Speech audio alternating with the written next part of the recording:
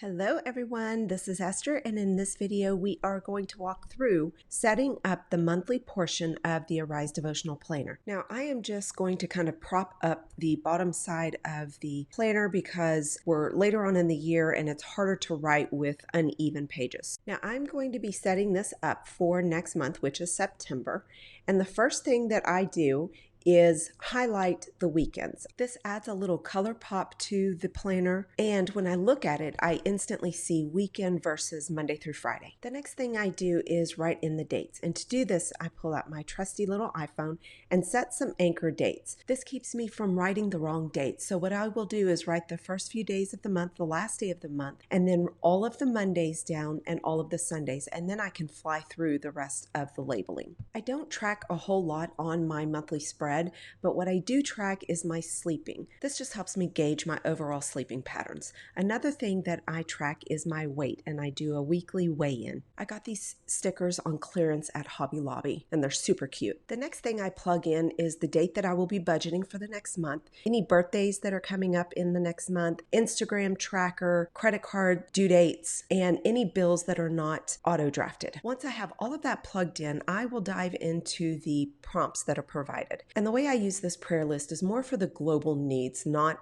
specific personal prayers. Once I have my monthly spread set up, I will go through the review questions. And the first step in doing that is to reflect on last month. I'm going to consider the last month's greatest accomplishments, any obstacles, were they out of my control, or was it because I was distracted? Based on last month's review, then we are going to redirect. That means change course, modify, and pivot. And this really is an essential part to resetting the next month's focus. So once I've completed all of the questions, I will choose a verse for the next month. I will set a focus for the next month, and then I will write out a prayer for refining. Now, once I've done my monthly review homework, I will choose one word to anchor my direction for the following month. Based on my yearly goals and my monthly focus, I will then list out this month's action steps for key areas in my life. These action steps are then applied to my weekly planning, and throughout the month, as I complete these tasks, I will then check them off. At the end of the month, if there's still something remaining, I determine whether it needs to remain on the list,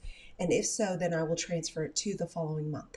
The next thing I set up is my habit tracker, and these are the things that I want to really develop and track over the next month. I've set these up differently over the years, but I really like this layout. I color in the entire wheel, and then I mark an X on the days that I did not do it. I just find that this is a cleaner layout, and it's easier to look at it and gauge what days I did do something versus the days that I didn't. I also notate if there was an unforeseen circumstance like being sick or out of town. So here's what this setup will look like at the end of the month. I've also done it where I just highlight the days that I accomplished this habit, but this takes a little more time each day to complete. A super easy way to do this is just to simply mark off each day that you accomplish the task. And the last thing I like to do is to set up a monthly calendar on a Post-it note.